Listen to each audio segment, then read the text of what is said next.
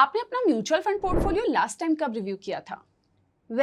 पहले मुझे ये बताइए कि आपने अपनी अलमारी लास्ट टाइम कब ऑर्गेनाइज की थी? अपनी अलमारी को ऑर्गेनाइज करने में हम जितना डिले करते हैं वो उतनी ही मेसी हो जाती है और म्यूचुअल फंड पोर्टफोलियो भी ऐसे ही होते हैं। आपने भले ही सब कुछ सही किया हो, अच्छे म्यूचुअल फंड सिलेक्ट किए हो, लेकिन फिर भी कुछ समय बाद चीजें खराब हो सकती है।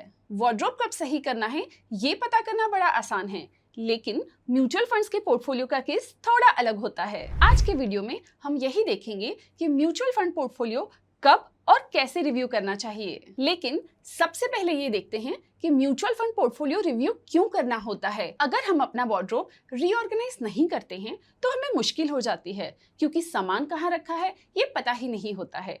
म्यूचुअल फंड्स के केस में भी ऐसे ही होता है। बहुत कुछ चेंज हो सकता है, आपकी लाइफ की सिचुएशन चेंज हो सकती है, म्यूचुअल फंड का परफॉर्मेंस चेंज हो सकता है, आपके गोल्स या फिर कोई ग्लोबल इवेंट्स जो आपके किसी स्पेसिफिक फंड के फेवर में ना हो। For all these reasons it is very important कि आप अपने म्यूचुअल फंड पोर्टफोलियो को रेगुलरली रिव्यू करते रहें। ये इंश्योर करेगा कि आप अपने गोल से अलाइंड हैं एंड चेंजिंग मार्केट डायनामिक्स को कंटिन्यूअसली अडॉप्ट कर रहे हैं। तो दोस्तों, समझ आ गया ना कि म्यूचुअल फंड पोर्टफोलियो क्यों रिव्यू करना है?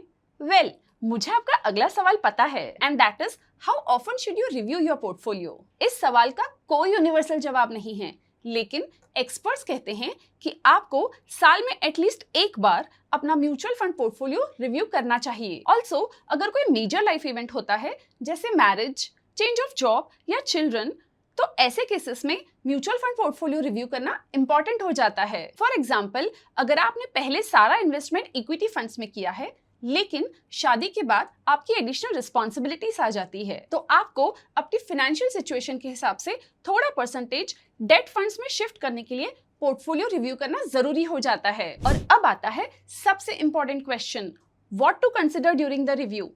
यानी कि म्यूचुअल फंड्स का पोर्टफोलियो रिव्यू करते समय क्या क्या कंसिडर करना चाहिए। तो देखना क्या है, चलिए हम आपको ये भी बता देते हैं कि कौन से पैरामीटर्स कंसीडर करने हैं व्हाइल रिव्यूइंग द पोर्टफोलियो। सबसे पहला पैरामीटर है फंड परफॉर्मेंस। जो भी म्यूचुअल फंड्स आपके पोर्टफोलियो में हैं, उनके रिटर्न्स को रेगुलरली चेक करना जरूरी होता है। जनरल केस में आपके म्यूचुअल फंड्स के रिटर्न्स बेंचमार्क और पीएस से ज्यादा होने चाहिए। अज्यूम करिए कि निफ्टी 50 के लास्ट 1 and 3 ईयर का रिटर्न 10% एंड 20% है, लेकिन आपके लार्ज कैप फंड का रिटर्न 6% एंड 15% है, तो आपको एक्शन लेने का सोचना चाहिए, क्योंकि आपका फंड बेंचमार्क और पीयर्स के कंपैरिजन में अंडर परफॉर्म कर रहा है। The next parameter to consider is risk profile. Risk profile दो चीजों का कॉम्बिनेशन है, risk tolerance and risk capacity. Risk tolerance ये बताता है कि आप कितने कंफर्टेबल हैं रिस्क लेने में। क्या आप market volatility and potential losses को विथस्टैंड कर सकते हैं? रिस्क कैपेसिटी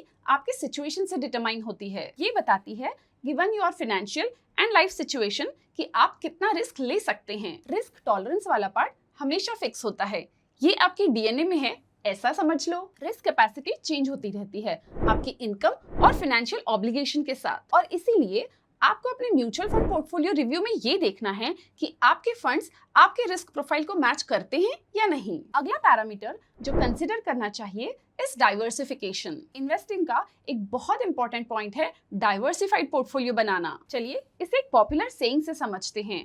ये तो आपने सुना ही होगा कि don't keep all your eggs in one basket. अगर बास्केट गई तो सारे अंडे गए और हो गया बड़ा नुकसान। सो आपको चेक करना है कि आपके म्यूचुअल फंड पोर्टफोलियो में लार्ज कैप, मिड कैप और स्मॉल कैप फंड्स हैं या नहीं, एंड उनका परसेंटेज एलोकेशन आपकी रिस्क प्रोफाइल के हिसाब से है। Another parameter that you must consider is cost. Mutual funds आपको आपका पैसा मैनेज करने के लिए फीस चार्ज करते हैं, जिसे एक्सपेंस रेशियो कहा जाता है, और म्यूचुअल फंड्स ये चार्जेस रेगुलरली अपडेट करते रहते हैं। अपने रिव्यू में ये देखें कि किसी फंड का एक्सपेंस रेशियो बहुत ज्यादा तो नहीं बढ़ गया है। अगर बढ़ गया है तो ये असेस करें कि रिटर्न्स उस इंक्रीज को पीयर्स के कंपैरिजन में जस्टिफाई कर रहा है या नहीं। अगर नहीं तो आपके लिए एक्शन लेना जरूरी है। बहुत लोग म्यूचुअल फंड रिव्यू तो कर लेते हैं, लेकिन लास्ट स्टेप नहीं लेते हैं।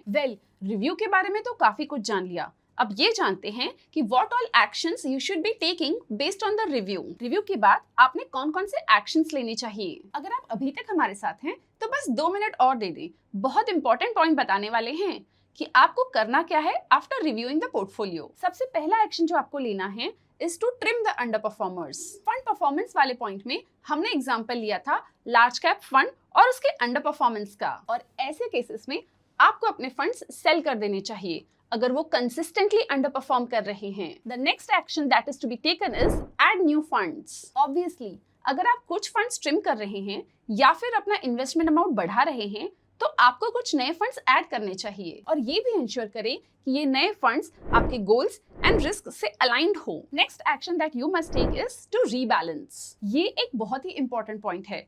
अज्यूम करिए कि आपने अपने गोल्स और रिस्क प्रोफाइल के हिसाब से एसेट अलोकेशन डिसाइड किया है, which is 60% in equity and 40% in debt, और आपका टोटल इन्वेस्टमेंट अभी 10 लाख रुपए हैं. एक साल बाद आप अपना पोर्टफोलियो रिव्यू करते हैं एंड लेट्स अज्यूम कि इक्विटी फंड्स ने 20% ग्रो किया है और डेट फंड्स ने 5%. अब आपका पोर्टफोलियो अलोकेशन कुछ ऐसा हो जाएगा. इक्विटी फंड्स में होंगे 7,20,000 रुपए और डेट फंड्स में होंगे 4,20,000 रुपए, और आपके पोर्टफोलियो का टोटल वैल्यू होगा 11,40,000 रुपए. इसका मतलब है कि इक्विटी का एक्सपोजर 63.16% होगा और डेट का एक्सपोजर 36.84% होगा. ये इम्बैलेंस दिखा रहा है. इक्विटी का वेटेज बढ़ गया है और अगर मार्केट गिरता है तो आपका रिस्क ज्यादा हो सकता है. अब रीबैलेंसिंग में एक्स्ट्रा इक्विटी फंड्स बेचकर उस पैसे को डेट फंड्स में इन्वेस्ट करना है ताकि आप फिर से 60-40 का अलोकेशन पा सकें. समझ आया ना क्या करना है? अगला और एक इम्पॉर्टेंट एक्शन है to consult a financial advisor. अगर ये सब करना आपको डिफिकल्ट लग रहा है तो गलत या ना करने से बेटर है कि आप एक फाइनेंशियल एडवाइजर से कंसल्ट करें. फाइनेंशियल एडवाइजर्स आपके गोल के हिसाब से पोर्टफोलियो डिजाइन कर सकते हैं और जो भी पॉइंट्स हमने डिस्कस किए हैं उनको रेगुलरली रिव्यू करके एक्शन आइटम्स भी बता सकते हैं. And let me tell you a very important action, that is schedule future reviews. ये वाला पॉइंट सबसे इजी है. जब सब कुछ करके हो जाए तो अपना कैलेंडर ओपन करें और एक रिमाइंडर सेट करें कि नेक्स्ट रिव्यू कब करना है. अब ये मत करना कि ये वाला एक्शन आइटम कर रहे हैं लेकिन रिव्यू को पोस्टपोन करते जा रहे हैं. सूटेबल म्यूचुअल फंड पिक करके उनमें इन्वेस्ट करना is only half the battle one. पूरी बैटल तो आप तब जीतेंगे जब आप पोर्टफोलियो को रेगुलरली रिव्यू करेंगे. एक और इम्पॉर्टेंट बात, रिव्यू प्रोसेस सिर्फ नंबर्स के बारे में नहीं होता है. एक इम्पॉर्टेंट पॉइंट ये भी होता है कि कौन सा फंड सूटेबल है और कौन सा नहीं. जैसे हमने ऑलरेडी देखा कि ये एंश्योर करना जरूरी है कि आपके फाइनेंशियल गोल्स अलाइंड हैं. कमेंट्स में बताएं कि क्या आपने अपना म्यूचुअल फंड पोर्टफोलियो रिव्यू किया है, और अगर किया है तो आपके एक्शन आइटम्स क्या थे. म्यूचुअल फंड निवेश बाजार के जोखिमों के अधीन हैं. योजना से संबंधित सभी दस्तावेजों को ध्यान से पढ़ें. Mutual fund investments are subject to market risk. Read all scheme related documents carefully.